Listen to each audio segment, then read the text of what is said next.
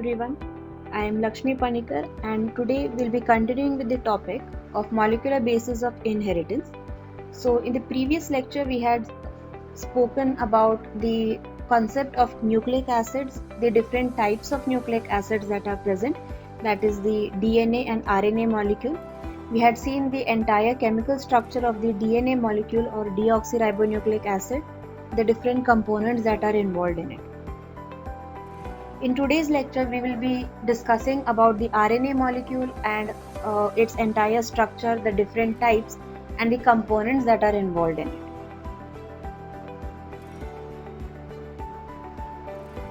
So when we talk about the RNA molecule, or which is also known as the ribonucleic acid, this is again a type of a nucleic acid itself, which is existing as a single polynucleotide chain. Now, single polynucleotide chain referring to that it will be present in the single stranded form, and polynucleotide, which means that there will be subunits or monomers known as nucleotides which will be linked to each other to form this entire single polynucleotide chain. Now, depending on the function that will be performed by this RNA molecule within the cell of the organism, it can be classified as genetic RNA and non-genetic RNA. So when the RNA is present in the cell of an organism as the genetic material of that organism, it is known as the genetic RNA. So this type of genetic RNA will be present in certain viruses like HIV, hepatitis A, TMV, etc. Whereas when the RNA is present in the non-genetic form, then it is known as the non-genetic RNA, and this type of RNA will be present in all the living cells, and the major function that is being performed by this type of RNA is in the protein synthesis within that organism itself. Talking about the composition of RNA, since it is a polynucleotide chain, it will again be made up of these subunits or monomers which we call nucleotides. So nucleotides consist of three components: the phosphate group, the pentose sugar, and a nitrogen base. The phosphate group that is present in the RNA molecule is phosphoric acid, that is H3PO4, and this is the group which is imparting the negative charge to the nucleic acid. Next, the pentose sugar that is present in the RNA molecule is a monosaccharide in nature, and it is called ribose sugar. While talking about the DNA molecule, we had seen that the pentose sugar which is present in it is known as the deoxyribose, whereas in RNA the pentose sugar which is present is known as the ribose sugar. So here the chemical structure or formula of the ribose sugar is C5H10O5, whereas in DNA it was C5H10O4. Then the next component of the nucleotide is a nitrogen base. Again, these nitrogen bases are heterocyclic organic ring compounds. Heterocyclic because they contain the heteroatom of nitrogen within the ring of the base, nitrogen base.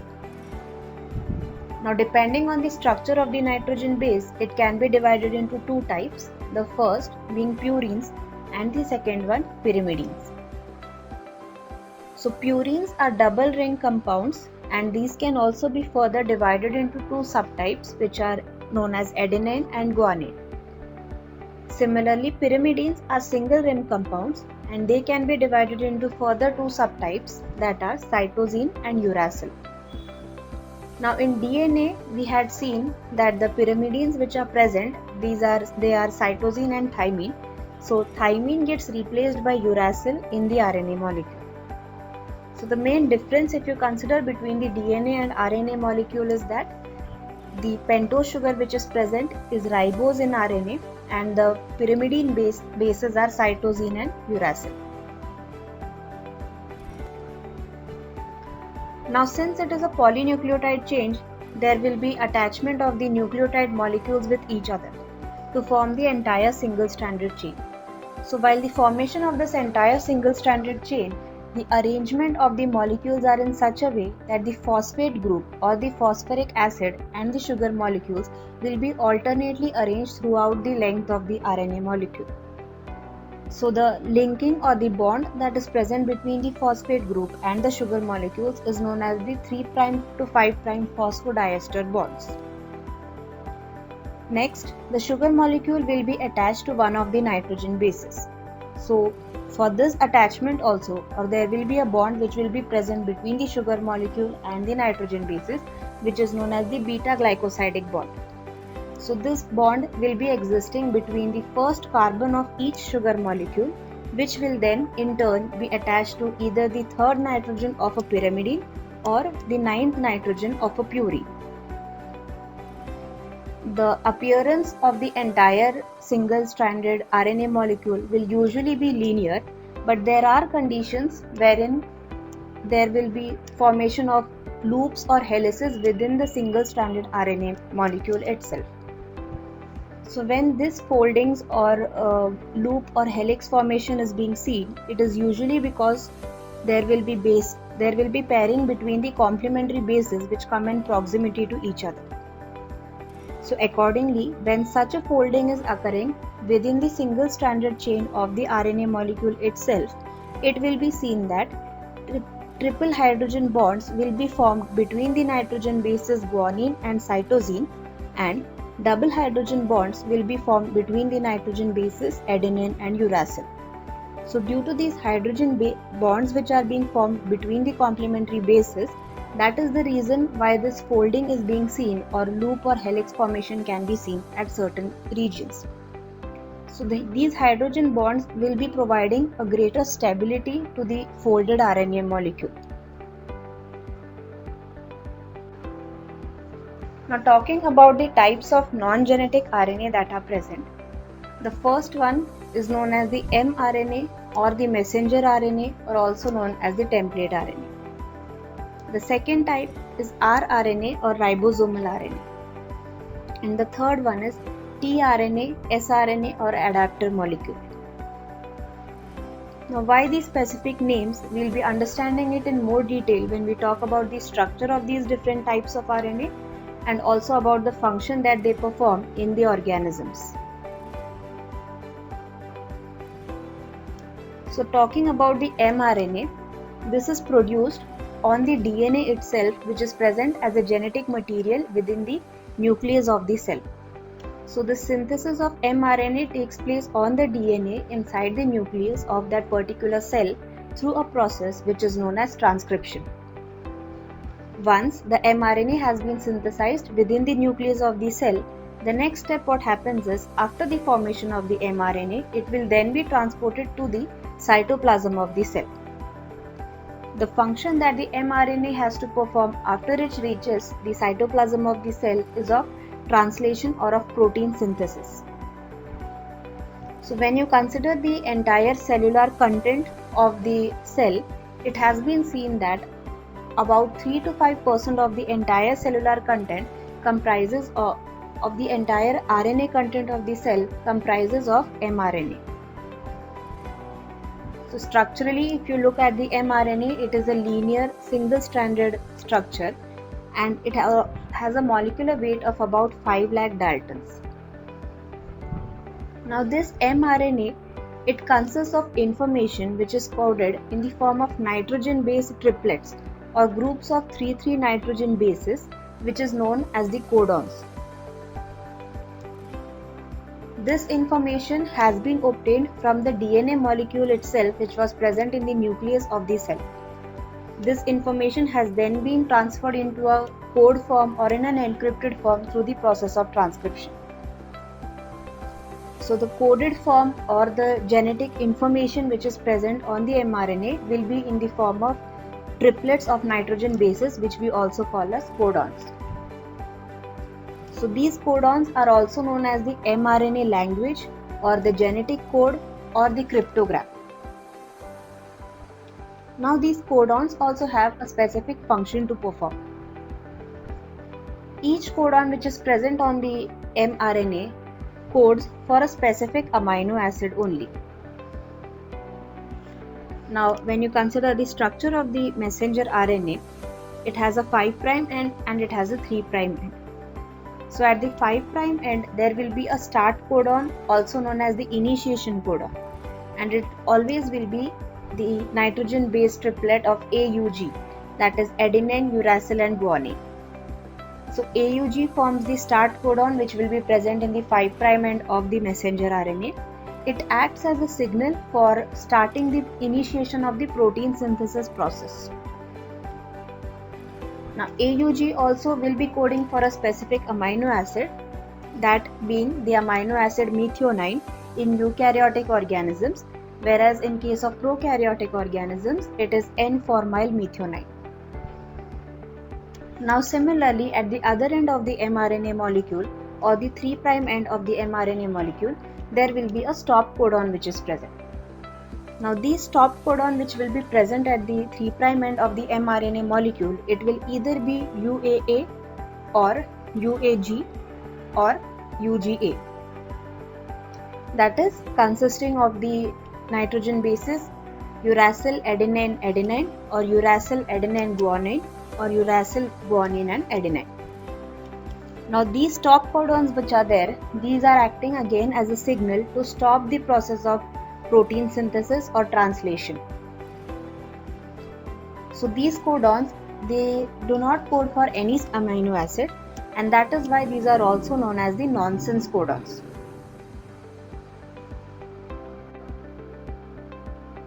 Now if you look at the structure of the mRNA molecule, as you can see, it consists of a single strand of RNA molecule which is known as the single stranded structure or a linear structure.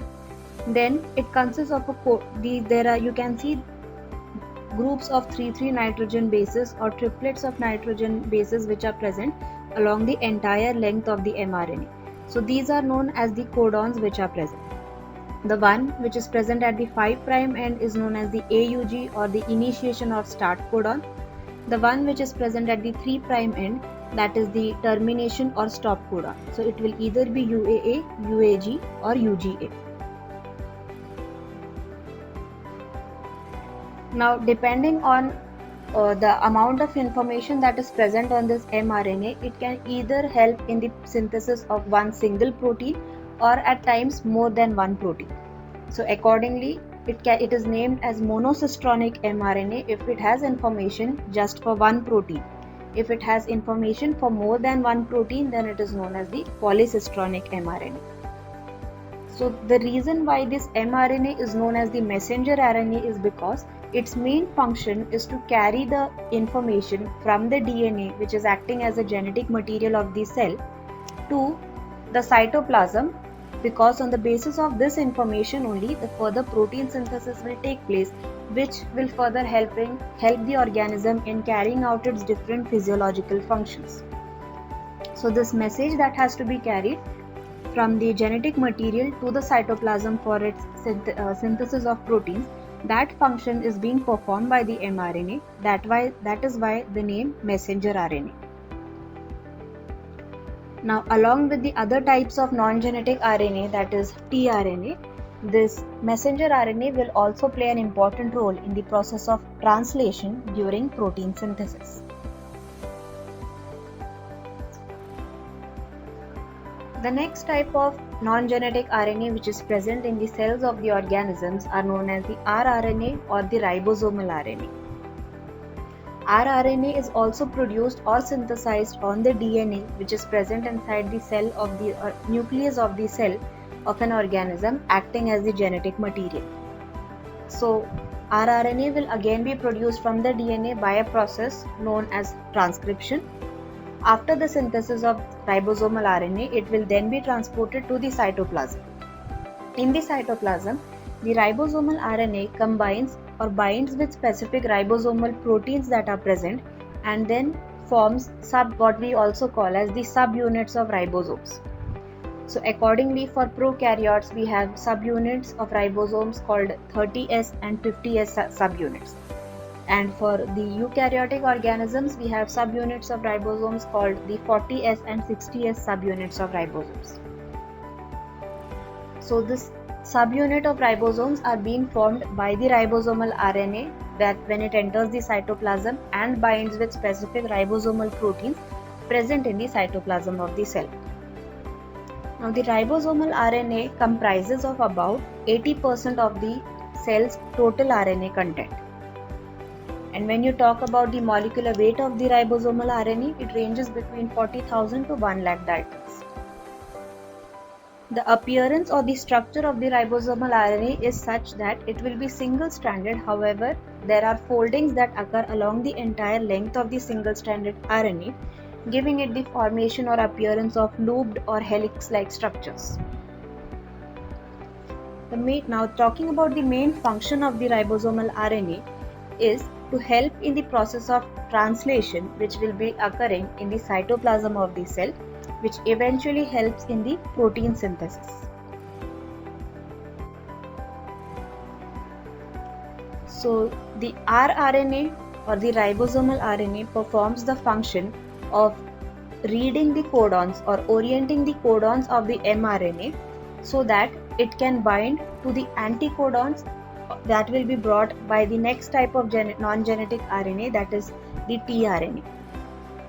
So this bonding which will be taking place between the codons present on the mRNA and the specific anticodons present on the tRNA, that is being enabled by the second type of non-genetic RNA, that is the ribosomal RNA. So it basically will be performing the function of reading the codons that are present on the mRNA molecule and accordingly attaching the specific tRNA to the codons that are present on the mRNA molecule. Now the tRNA molecule, when it comes with specific anticodons, what other thing is present on the tRNA molecule is the amino acids. So these amino acids will also be brought by specific tRNA. So the bonding of this specific tRNA to the codons that are present on the mRNA molecule, that is being enabled or it is being done in the proper or efficient manner due to the presence of the ribosomal RNA or the ribosomal subunits that we have. Other than this, it also performs certain other functions of protection, like it protects the mRNA molecule from the nucleases that are present in the cytoplasm of the cell. These are enzymes which have the ability to cleave the mRNA molecule. So if such a cleavage occurs, it can inhibit the entire process of translation. So to prevent such an incident or to prevent such a condition, the protection for the mRNA molecule is provided by the ribosomal RNA. Second, it also protects the growing peptide chain, that is the growing chain of amino acids that is going to eventually help in the protein synthesis process. So these chains are also susceptible to be cleaved by specific enzymes which are present in the cytoplasm, which are known as the proteolytic enzyme, which break the peptide bonds that are present between the individual amino acids that have been attached to each other. So that protection is also being given by the ribosomal RNA. So it protects the mRNA from the nucleases. Second, it protects the growing peptide chain from the proteolytic enzymes that is present in the cytoplasm of the cell.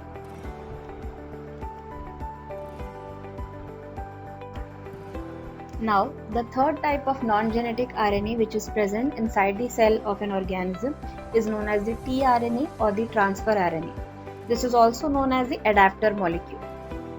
Now, similar to the other two types of non-genetic RNA that we have seen, the tRNA is also produced on the DNA inside the nucleus of the cell itself.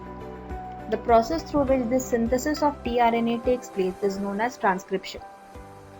So once the tRNA has been synthesized inside the nucleus of the cell, the next step will be the transportation of this tRNA from the nucleus of the cell to the cytoplasm of the cell. Now it has been seen that when you consider the entire RNA content of the cell, about 10 to 20% of it comprises of the tRNA molecule. And the molecular weight of tRNA ranges between 23,000 to 30,000 Dalton. Also, it has been seen that tRNA molecule is the smallest of all the three types of RNA, non-genetic RNA, and it is made up of about 73 to 93 nucleotides. Structurally, tRNA molecule shows the presence of a single strand However, it also shows the presence of foldings or loops in its entire structure. So according to the folding that is present, there are two structures which have been proposed for the tRNA molecule. One is known as the clover leaf-like model and the second is known as the hairpin-like model. So we'll be talking about the structure of tRNA molecule, its different components that are present. So as you can see in this figure, the diagram which is present on the left is the clover leaf-like model of the tRNA molecule, and the one which is present on the right is the hairpin-like model of the tRNA molecule. Now we'll be discussing about these different regions which are present on the tRNA molecule and what are they known as. So according to the clover leaf-like model, it was proposed by Hawley, and according to this model, it has been identified that the tRNA molecule consists of 3 arms. These 3 arms are attached to each other at the center through a lump-like formation. So at the center where the lump is present, there is also one more extra loop or extra arm which is present, which is also known as the variable loop. Now these 3 arms have specific names which have been given for this clover leaf model. The one arm is known as the DHU arm or the amino acyl synthetase binding loop. The reason why it is also known as the amino acyl synthetase binding loop is because there is an enzyme named amino acyl synthetase which is present in the cytoplasm of the cell, and this specific enzyme binds at a recognition site which is present in this DHU arm. That is why the name. Second, there is a middle arm which is also known as the anticodon loop, which will be containing the anticodon, that is nitrogen based triplets, which will further attach to the codons that are present on the mRNA molecule. And the third arm, which is also known as the TYC arm or the ribosome binding loop. Now the next model that has been given is known as the hairpin model by Hogland and for the tRNA. It also shows the presence of all the loops that we have seen or discussed in the clover leaf model, and only difference being in this model the loops will be present in a linear manner. So now both these forms of tRNA molecule, they will be showing the presence of anticodon at one end and an amino acid binding site at the other end. So at the anticodon end of the tRNA molecule, what will be present are the nitrogen based triplets or 3 nitrogen bases which will be present at the one end of the tRNA molecule. At the other end or exactly opposite end of the tRNA molecule, there is an acceptor arm which is present. This acceptor arm consists of a amino acid binding site. The amino acid binding site is the region where the specific amino acid from the cytoplasm of the cell will be attaching to that tRNA molecule. So depending on the anticodon which is present on the anticodon loop of the tRNA, it will be allowing the attachment of the specific amino acid only to the amino acid binding site, which is also known as the acceptor site. So we'll just be looking at it with respect to the figure once. So when you consider the clover leaf-like model, this is the amino acyl synthetase binding loop. The one which is present at the center is the anticodon loop, where you can see the presence of nitrogen bases, like here it is CUC. So these are the anticodons or the complementary nitrogen bases which will be binding with the codons that will be present on the mRNA molecule. And the other loop which is present is known as the ribosome binding loop. And at the center, as you can see, this is the lump-like formation which also has an extra loop or extra arm which is also known as the variable loop.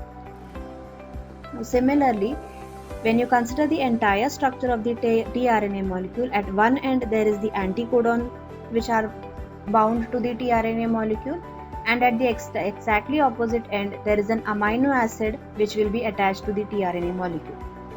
So this arm where the amino acid will be attaching to the tRNA molecule is known as the acceptor arm or of the tRNA molecule, and this site where the amino acid is attached is known as the amino acid binding site or the acceptor site of the tRNA molecule. Now when you talk about this acceptor arm, there is a short arm and there is a long arm which is present. The short arm will be the 5' end of the single-stranded tRNA molecule, whereas the long arm will be the 3' end of the single-stranded tRNA molecule. Now which amino acid has to be attached to the amino acid binding site of a specific tRNA molecule will be decided by the specific anticodon which is present on the anticodon loop of the tRNA molecule. This is about the clover leaf model. Similarly, when you compare it to the hairpin model, we'll be seeing the presence of the same loops that we have discussed in the clover leaf model. Again, the presence of a short arm which is the 5' end and a long arm 3' end. The acceptor site will also be present here at the same site. The only difference being here in the hairpin model, the loops are arranged in a linear form in comparison to the clover leaf model. So this is about the structure of the tRNA molecule. Now it has different functions to perform, like transferring of the specific amino acid from the cytoplasm and then carrying it to allow the synthesis of the chain of amino acids or the polypeptide chain, which will eventually result in the synthesis of protein. So since it is performing this transferring of the inactive amino acids, activating them and then transferring them to the specific chain to synthesize the protein, that is why this type of RNA is also known as the transfer RNA. So here we end the lecture with respect to the composition, the chemical structure of ribonucleic acid and the different types of ribonucleic acids that are present and their chemical composition or their structure and function that they perform in the different cells of all the living organisms. Thank you.